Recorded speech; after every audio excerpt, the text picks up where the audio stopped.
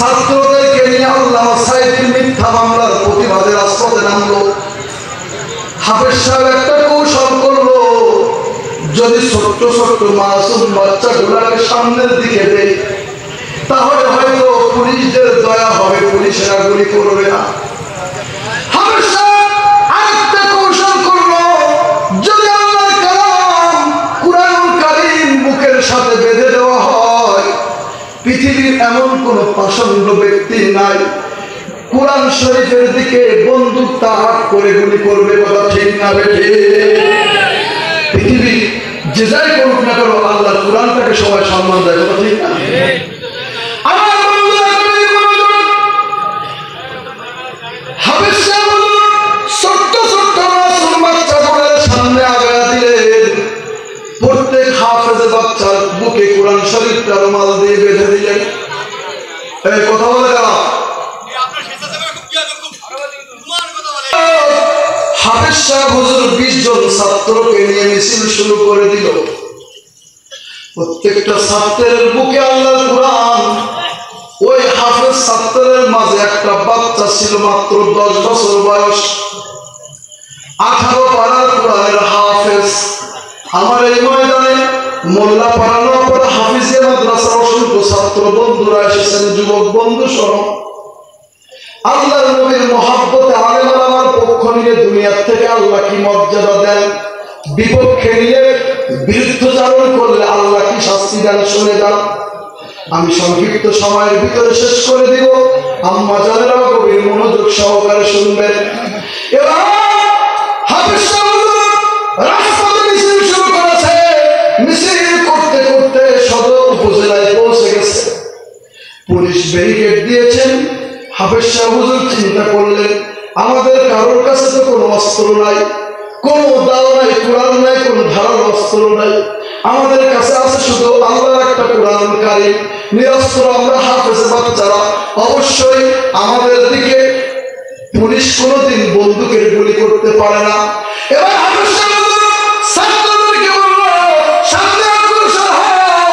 যদি আল্লাহ সাহেবের জন্য, কোরআনের পাখিটার জন্য, বাংলার জমিনে ইসলামী খেলাফত কায়েমের জন্য আমরা শাহাদাত বরণ করি, তাও রাজি আছি, তবু আমরা পিছপা হব না। সামনে অগ্রসর হয়ে গেল। পুলিশের ওপর থেকে অর্ডার করা হলো গুলি চালু। আমার বন্ধুরা আল্লাহর কুদরত ভালো করে বুঝেছেন। ওই সময়কার পুলিশ অধিকাংশ ছিল হিন্দু পুলিশ লীগ, তারা মানুষের দয়া মা বুঝত না।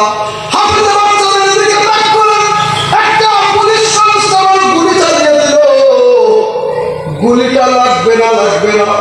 10 বছরের 18 পারার কোরআনের হাফেজ এতিম বাচ্চাটা কোরআনুল কারীম যেখানে রাখা তার একটু উপরে রেখে বুক দিয়ে ঢুকে পিঠ দিয়ে বের হয়ে গেল। হাফেজে কোরআন বাচ্চাটা বুক থেকে কোরআনটা ছিটকে অন্য জায়গায় যে পড়লো। ছোট্ট মাসুম বাচ্চা মৃত্যুর যন্ত্রণায় ছটফট শুরু করে দিল। বুকে গুলি লাগা জায়গা থেকে রক্ত ফিনকে বের হলো, মাটি পানির মতো ভেসে যাওয়া শুরু করে দিল। অন্যান্য হাফেজ ছাত্ররা দৌড়ে চলে গেল। আমার কাশিবাটির আব্বাদের হাত করার যুবক বন্ধু, দাড়ি পাকা আমার আব্বা জানে না, পর্দার আড়ালে আমার মা এবং বোনেরা গভীর মনোযোগ। আল্লাহর নবীর আলেম ওলামার পক্ষ নিয়ে আল্লাহ কেমন মর্যাদা দেয় শুনে যান। এবার হাফেজের বাচ্চা মাটিতে লুটিয়ে পড়েছে, রক্তাক্ত দেহ কোরআনুল কারীমের দিকে ছিটকে পড়ে গেছে। যে পুলিশ গুলি করেছে অনুতপ্ত হয়েছে, দৌড়ে চলে গেছে। হাফেজে বাচ্চাটার বুকের সাথে আঞ্জে ধরেছে। হাফেজে বাচ্চাটা ডাক দিয়ে বলে, পুলিশ আঙ্কেল, আমার কে গুলি করলো? এই দুনিয়ায় আমার জন্ম দুঃখী আব্বা জান নাই। আমার জন্মের 2 বছর পরে আমার আব্বা অন্ধকার কবরে চলে গেছে। আমি এই পৃথিবীর বুকে আমার আব্বা নাই। আমার জন্ম দুঃখী মা ছাড়া এই পৃথিবীতে আমার কেউ নাই। আমার আব্বার আমি একমাত্র সন্তান। আমার আব্বা যেদিন দুনিয়া থেকে বিদায় নিবে, ওই দিন আমাকে আমার মায়ের হাতে দিয়ে বলে গিয়েছিল, আমি আমার মায়ের মুখ থেকে শুনেছি দিবি, আমার সন্তানটাকে যদি বড় করার আগে আমি যদি মারা যাই, একটা ওয়াদা দে, আমার এই সন্তানটাকে তুই কোরআনের হাফেজ বানাবি। আমার মন বলছে আমি আর বুঝি কোরআন পড়তে পারবো না, হাফেজ হতে পারবো না। পুলিশটা ডেকে ডেকে বলে না, আমি তোমার হাসপাতালে নিয়ে যাবো, ক্লিনিকে নিয়ে যাবো, তুমি ভালো হয়ে যাবা। এবার হাফেজ ছাত্রটা ডেকে ডেকে বলে, পুলিশ বাবু রে, আমি আমার সামনে সাদা সাদা কি যেন দেখি, আমার মন বলছে জান্নাতি ফেরেশতাদেরকে আমি দেখতেছি। উচ্চ আওয়াজে বলুন আল্লাহু আকবার।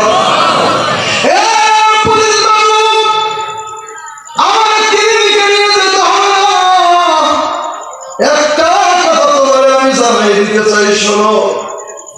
আমার আব্বাজান চলে যাওয়ার পরে আমার জন্ম দুঃখিনী আম্মা জান আমার তিলে তিলে বড় করে ৬-৭ বছরে মাদ্রাসায় ভর্তি করে দিয়েছে। আমার সংসারে আমার মা ছাড়া আমার কেউ নাই। আমার বিশ্বাসের ময়দানে এমন বন্ধু যুবক আছো, বাবা নাই, মা ভিক্ষা করে ওই যে খেয়ে সেলা বেছে তোমার লালন পালন করে, অথবা করেছে, এখন তুমি সেই মাকে চেনো না। কথা ঠিক না বেটি? এরকম কুলাঙ্গারের মধ্যে অনেকে থাকতে পারে, অনেকে আছে যারা এখনো বাবা মার সাথে খারাপ আচরণ করে। ভালো করে বুঝলাম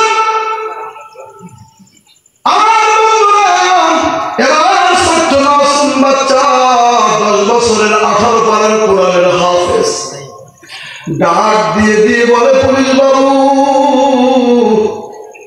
আমার মা সকালবেলা ঘুম থেকে উঠে আমার ফজরের নামাজ উযু সহ পড়াইয়া মাদ্রাসায় দিয়ে যায়। এরপরে আমার মা সদর বাজারে চলে যায়, হোটেলে হোটেলে কলস কাকে নিয়ে আমার মা পানি বিক্রয় করে। পানি বিক্রয় করে 1 টাকা 2 টাকা 5 টাকা কলস বিক্রয় করে যে টাকাটা হয়, ওই টাকাটা দিয়ে আমার জন্মদুঃখিনী মা আমার হেফজখানায় পড়ায়। আজকে সকালবেলা আমার মা আমার ঘুম থেকে তুলিয়া আমি আল্লামা সাইদির জন্য মিছিলে যাব শুনছে, আমার মা সুন্দর সাদা পোশাক কিনে দিয়েছে। আমার মা মাদ্রাসায় দিয়ে গেছে আর বলছে, বাবা কেমন যেন আমার বুকটার ভিতরে ধরপড় ধরপড় করে। এই আব্বাজের হাত তোলার আয়োজনে আমার যুবক বন্ধু বৃদ্ধ আব্বাজানেরা গভীর মনোযোগ। বিদেশে যদি সন্তানের কিছু হয়, এই বাংলাদেশে সর্বপ্রথম স্যাটেলাইটের মাধ্যমে, নেটওয়ার্কের মাধ্যমে জানতে পারে কে? সবার আগে জানে মা। মা বলছে, বাবা যাও, আমি তোর মা করে দিলাম, আল্লাহ সাইদের জন্য মিছিলে যাবি, যদি তুই শহীদ হয়ে যাস আমি মা নীরবে সহ্য করব, তবে পিছপা হবি না। সুবহানাল্লাহ বলেন। আর আমার মারা সন্তানের হাতে টাচ মোবাইল দিয়ে কার্টুন দেখায়, নেকেট ছবি দেখায়। কথা ঠিক না বেঠি? রাত 1টা 2টার সময় আমি মাঝে মাঝে নেটে ঢুকে দেখি এলাকায় যাদের সাথে আমার সম্পর্ক তারা লাইনে যুবক ছেলে। আচ্ছা বলেন, এই যুবক ছেলেরা রাত 12টায় লাইনে কেমন করে থাকে? হ্যাঁ, নবীর আশিক হয় নাই, নবীর আশিক না হয়ে দুনিয়ার আশিক হয়েছে। কেমন আছে? দুনিয়ায় ভালোবাসা নাকি পবিত্র ভালোবাসা? কয় হুজুর একটু তাবিজ দিবেন, আমি একবার মন থেকে পবিত্র ভাবে ভালোবাসি। নাউজুবিল্লাহ বলেন। বিয়ের আগে ভালোবাসা কি পবিত্র না অপবিত্র? এরপরে যখন 1-2 বছর ভালোবাসা করার পরে ছ্যাঁকা খায়, তখন ফেসবুকে স্ট্যাটাস দেয়, এই কালে পাইলাম না তোমাকে, তাই কি হয়েছে, জান্নাতে পাবো। আচ্ছা বলে, হারাম নির্বিচার করে এই জগতে পাইনি, পাবে কোথায়? আমার যুবকের এখন অধিকাংশ তাহলে নবীজির ভালোবাসা নেই, কেমন যেন একটা উচ্ছৃঙ্খল হয়ে গেছে। সন্ধ্যাবেলা প্রতিদিন আমার মা আমার কাছে আসে, বাজার থেকে কিছু সন্দেশ কিছু মিষ্টি কিনে নিয়ে আসে। প্রতিদিন আমার মা আমার গালে তুলে জানলার ফাঁক দিয়ে সন্দেশ মিষ্টি খাবার খাইয়ে দিয়েছে। পুলিশ বাবু, আজকে যদি আমি মারা যাই, আমার মন বলছে আমি মারা যাব। পৃথিবী আমার জন্য কেউ না কাঁদলেও আমার জন্মদুঃখিনী মা আমার জন্য পাগল পারা হয়ে যাবে। পুলিশ বাবু রে, তোমার কাছে আমি ওসিয়ত করে গেলাম, আমার এই ওসিয়তটা আমার মায়ের কানে পৌঁছে দিও, আমার মাকে জানাইয়া দিও আমি মৃত্যুর আগে আল্লাহর জান্নাতুল ফিরদাউস দেখেছি। পুলিশরা হুজুরদের সাথে বলেছেন, হুজুর আমি দেখি রক্ত ফিনকে বের হয়, কথা বলতে পারে না, চোখগুলো কেমন যেন বুঝু বুঝু ভাব হয়ে গেছে, কিন্তু যুবকটার দেখে হাতগুলো সচাল, হাত দিয়ে কি যেন ডাকে, কি যেন ধরতে যায়, কি যেন নেওয়ার জন্য হাতগুলো বাড়িয়ে দেয়। আল্লাহর ওলিরা বলেছেন, এ পুলিশ দুনিয়ার কিছু সে নিতে যায় নাই, জান্নাতে হুরিরা ছোট্ট মাসুম হাফেজে কোরআনকে নেওয়ার জন্য এসেছিল, তো কোলে ওঠার জন্য হাত বাড়িয়ে দিয়েছে।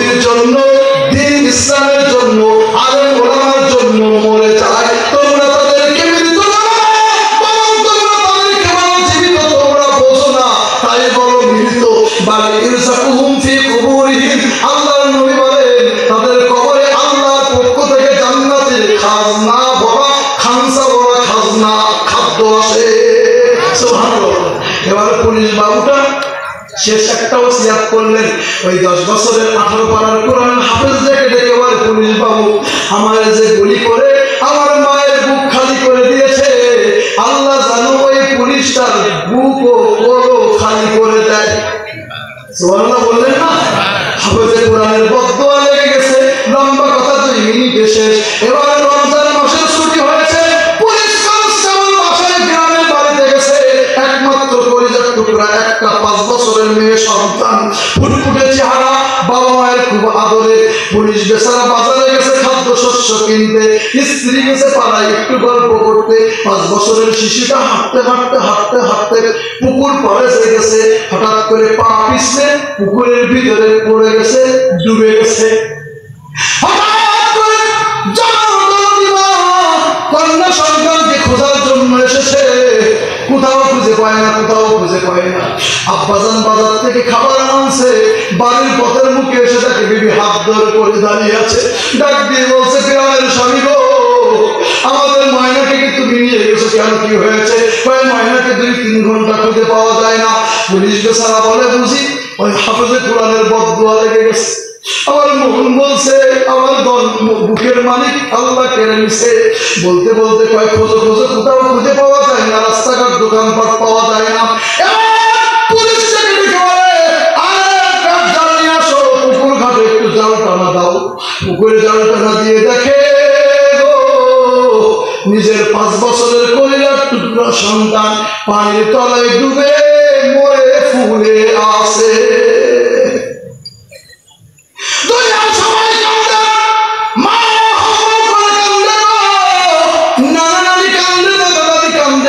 পুলিশ কনস্টেবল কান্দে না। পুলিশ কনস্টেবল শুধু দেখে দেখে বলে, আল্লাহ তুমি আমার শাস্তি দুনিয়ায় দিয়ে দিলে। লোকজন দেখে দেখে বলে, কি হয়েছে? তাই কিছু হয়নি, 18 পারার 10 বছরের কোরআনের বাচ্চার বদদোয়া আমার কারেন্টের মতো লেগে গেছে।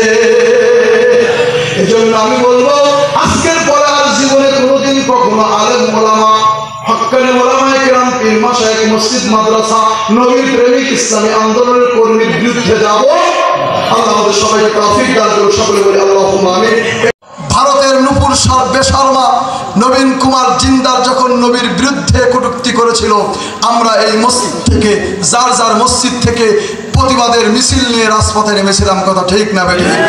ওই দিন আমরা জানিয়ে দিয়েছিলাম, হে মদিনার রাসূল, আমরা হয়তো নামাজ ঠিক মতো পড়তে পারি না, লম্বা জামা ঠিক মতো গায়ে দিতে পারি না,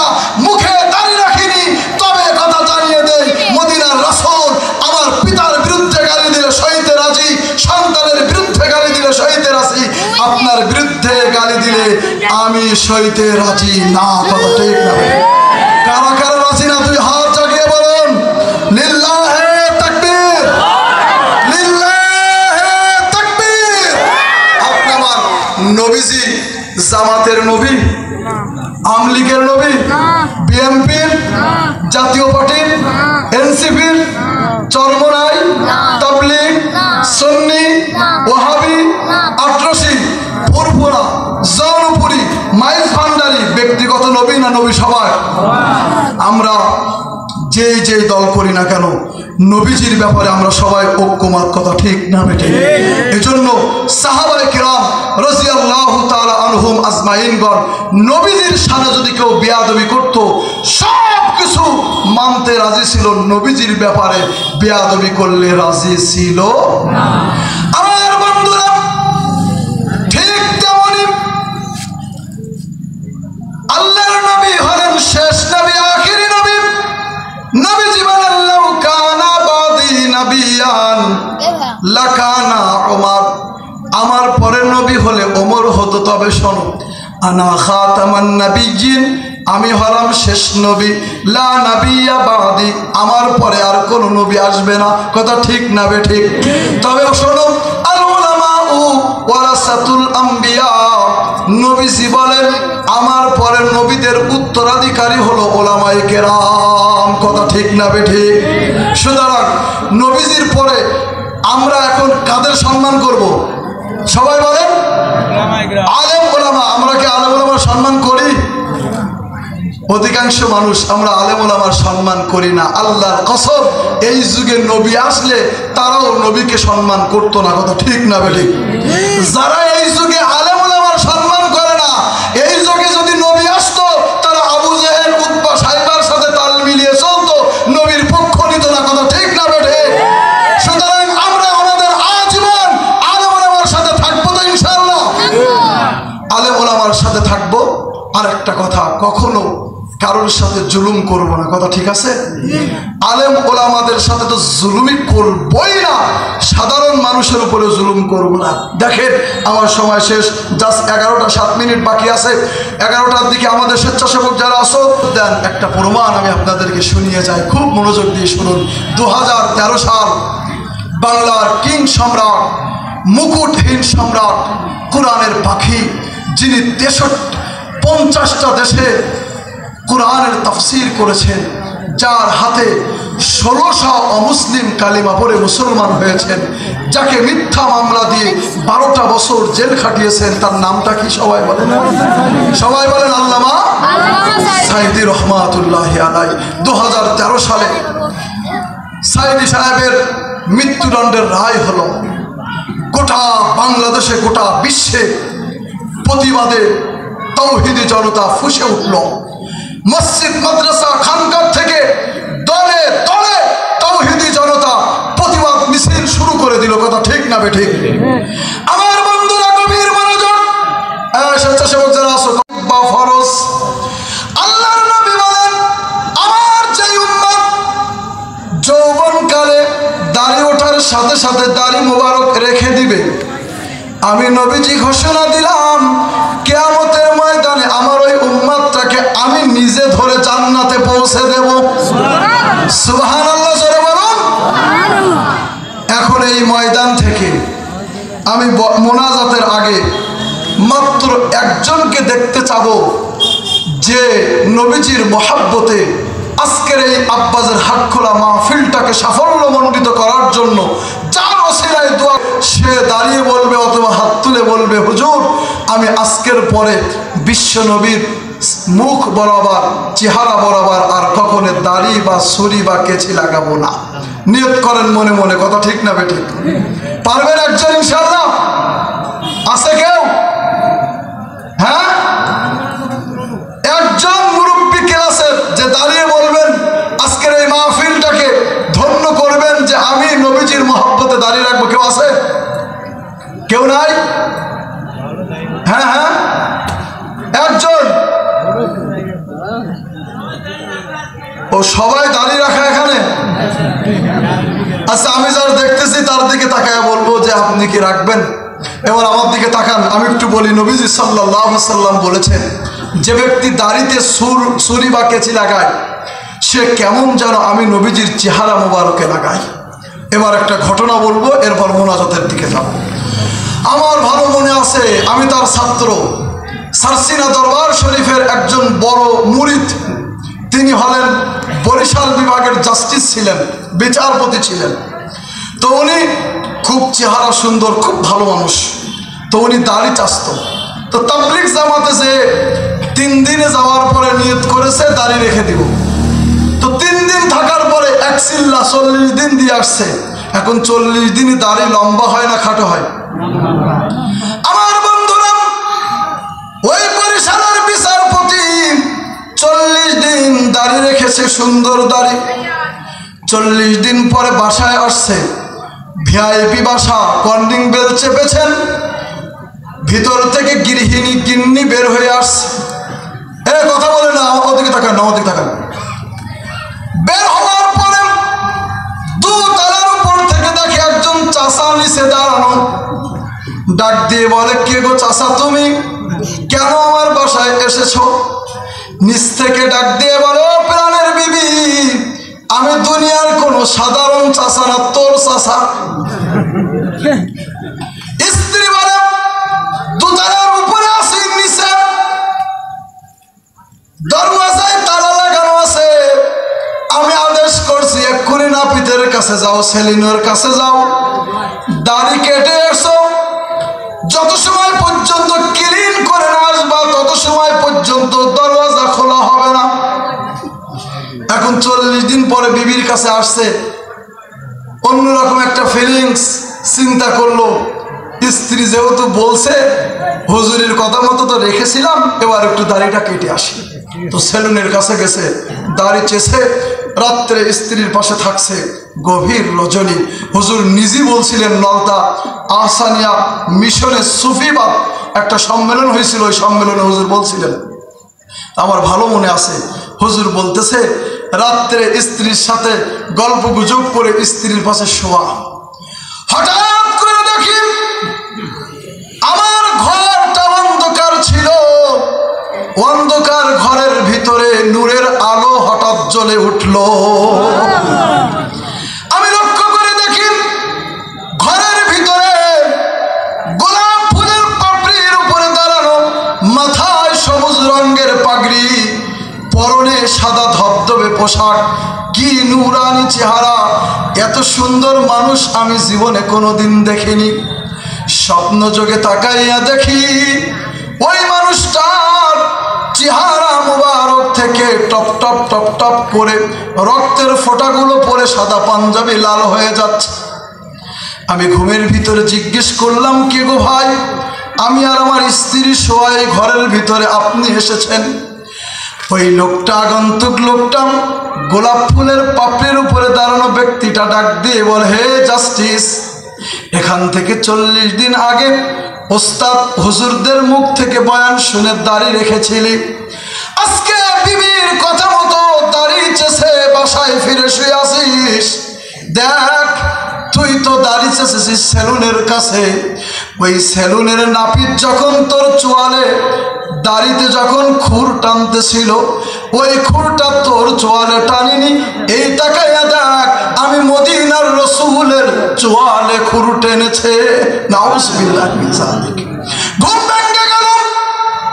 ওই জাস্টিস বিচারপতি বলে, আল্লাহর কসম, বিবির পাশ থেকে উঠে আসলাম, আবার 40 দিন তাবলিগে চলে গেলাম, বড় দাড়ি হলো, এরপরে বাড়ি আসলাম। স্ত্রী বলল, আমি খুশি, তুমিও খুশি। হঠাৎ গভীর রজনীতে শোয়া, হঠাৎ দেখি ওই 40 দিন আগে যেই মানুষটা আমার ঘরে, ওই মানুষটা আমাকে ডেকে ডেকে বলে, হে জাস্টিস, শোন শোন, যেই নবীর মহব্বতে দাঁড়িয়ে রেখেছিস, নিয়ত করেছিস আর জীবনে কাটবি না, আমি ওই নবী তোর ঘরে এসে তোর সাথে দিদার করে এ ঘোষণা দিয়ে দিলাম, কিয়ামতের ময়দানে আমি নবী তোকে একা রেখে জান্নাতে যাব না। কোন যুবক আছে? একজন আমি আজকে চাই, একটা লোককে হবে না যে আল্লাহর নবীর মহব্বতে যে হুজুর আমি দাড়ি কাটবো না? হবে না কেউ? কে কে? হাত উঁচু করছে না? তোমার তো দাঁড়িয়ে আছে, হবে না। একজন একজন আমি মোনাজাত দেব। একটা যুবক ছেলে দাঁড়িয়ে রাখার নিয়ত করেছে, আল্লাহ তার নিয়তকে পুরা করুক, সকলে বলি আল্লাহুম্মা আমিন। সম্মানিত মুহতারাম মুআজ্জাজ উপস্থিতি, আমি বয়ান একেবারে শেষের দিকে এসেছি।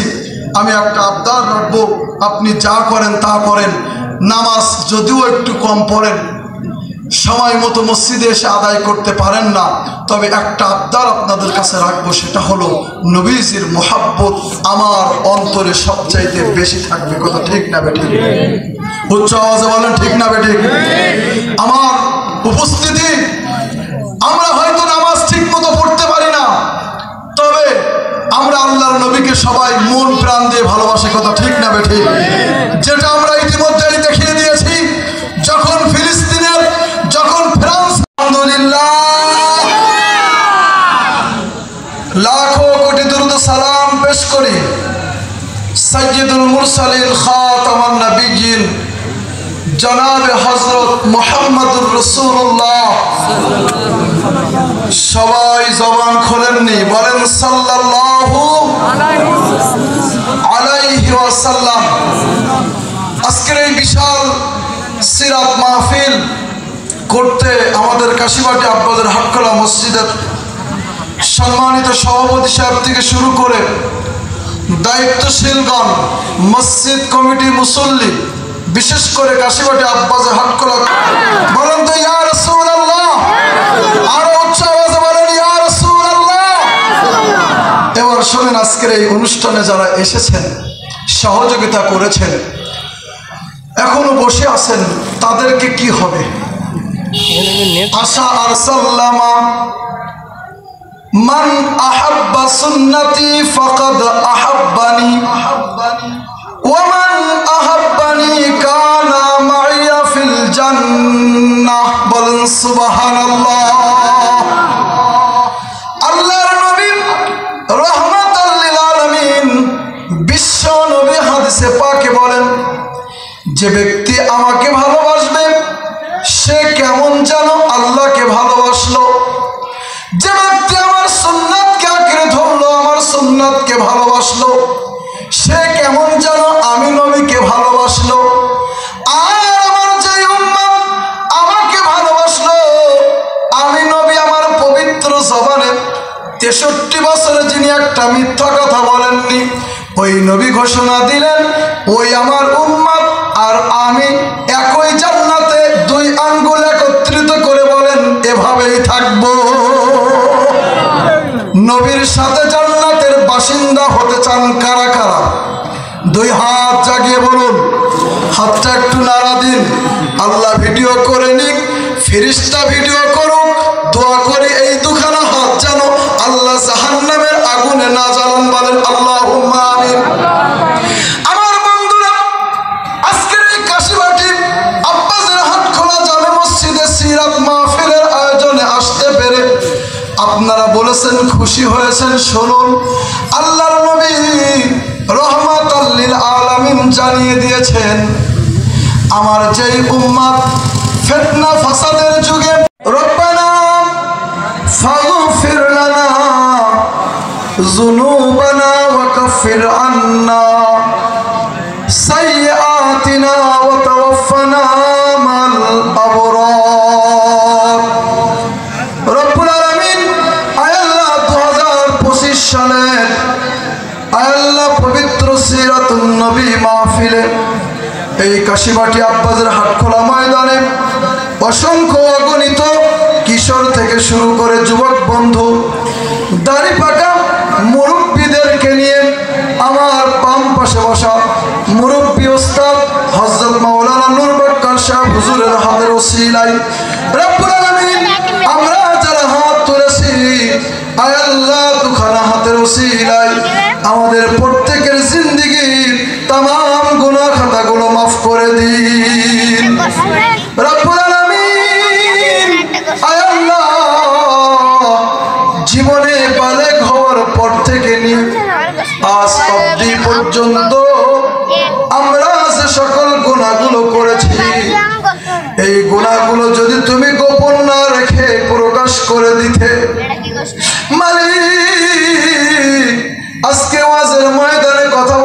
সাহস দেখাতে পারতাম না, এই ঈদগাহে আসার সুযোগ পেতাম না। মালিক, তুমি আমাদের সবার জীবনের সব গুনাহ খাতাগুলো গোপন রেখে আজকে সিরাত মাহফিলে টান দিয়ে এনে দিয়েছ। আল্লাহ, তোমার কাছে দরখাস্ত জানাই, জীবনে বালেগ হওয়া থেকে নিয়ে আজ অবধি পর্যন্ত যত গুনাহ করেছি মালিক, সব ধরনের গুনাহ খাতাগুলো তুমি মাফ করে দাও। রব্বুল আলামিন, আল্লাহ, যারা যে আশা নিয়ে হাত উঠিয়েছে সকলের মনের খবর তুমি রাখো। আল্লাহ, যে যে আশা নিয়ে হাত উঠিয়েছে সকলের মনের সকল নেক আশা তুমি পুরা করে দাও।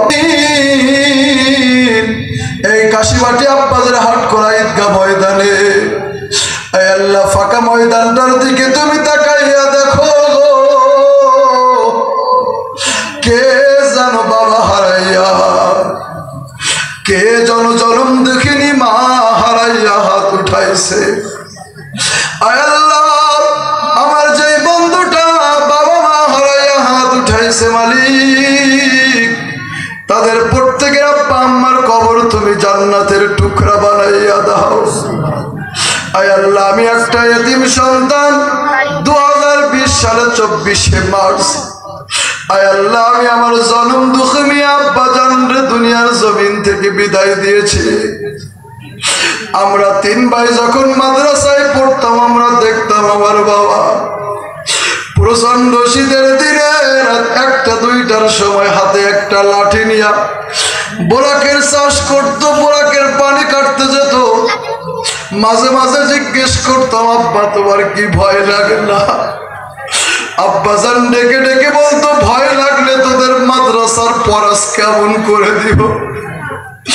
আল্লাহ, আমার আব্বা আমাদের 3 ভাইকে হাফেজ আলম বানাইয়া আজকে সুখের দিনে অন্ধকার কবর জগতে চলে গেছে মালিক। আমার মতো যার জনম দুঃখী আব্বা যান অনেক কষ্ট কেলস করে মানুষ কইরা সুখের সময় কবরে চলে গেছে। আয় আল্লাহ, ওই সকল ভাইদের আব্বার কবর তুমি জান্নাতের টুকরা বানাইয়া দাও। আয় আল্লাহ, এই অনুষ্ঠানকে করার জন্য আয় আল্লাহ যারা টাকা দিয়ে, চাউল দিয়ে, শ্রম দিয়ে, পেঁয়াজ দিয়ে, আদা দিয়ে, রসুন দিয়ে সহযোগিতা করলো, আল্লাহ সকলের সহযোগিতা দানখানা তুমি কবুল আর মঞ্জুর করে নাও। রব্বুল আলামিন, অনেক মা বোন এই অনুষ্ঠানের পিছনে সহযোগিতা করেছেন, প্রত্যেকটা মা বোনের এই সহযোগিতা খানা তুমি কবুল আর মঞ্জুর করে নাও। আয় আল্লাহ, এই অনুষ্ঠানটা যেন প্রতি বছর আমরা করতে পারি সেই তৌফিক দান করে দিও। আয় আল্লাহ, সর্বশেষ তোমার কাছে গভীর রজনীতে ফরিয়াদ, আমরা সবাই যেন বিশ্ব নবীর মহব্বত অন্তরে বসাইতে পারি সেই তৌফিক তুমি আমাদের সবাইকে দান করে দাও। আল্লাহ, আমাদের দোয়া হুজুরে পাক সাল্লাল্লাহু তাআলা আলাইহিস সালাতু ওয়াস সালামের ওসিলায় কবুল আর মঞ্জুর করে নাও। রব্বির হামহুমা কামা রব্বায়ানি সাগীরা। আল্লাহ, পরিশেষে একটা মঞ্জুর করে নাও। সুবহান রাব্বিকা রব্বিল ইজ্জাতি আম্মা ইয়াসিফুন ওয়া সালামুন আলাল মুরসালিন ওয়া জাল আখিরা কালিমাতুন ইনদাল মাউত লা ইলাহা ইল্লাল্লাহু মুহাম্মাদুর রাসূলুল্লাহ।